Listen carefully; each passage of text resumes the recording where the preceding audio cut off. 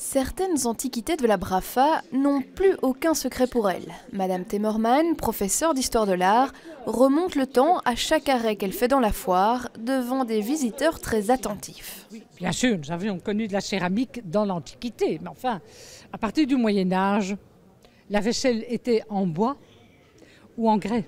La Brafa, ce n'est pas qu'une foire commerciale, c'est aussi un immense musée où se déroule le fil de l'histoire.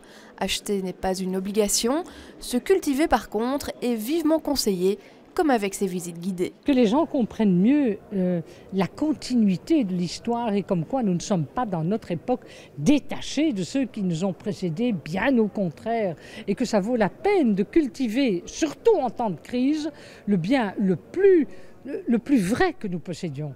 Je dis très souvent à mes étudiants, c'est la seule chose qui ne se cote pas en bourse, donc qui ne se dévalue jamais, la culture générale.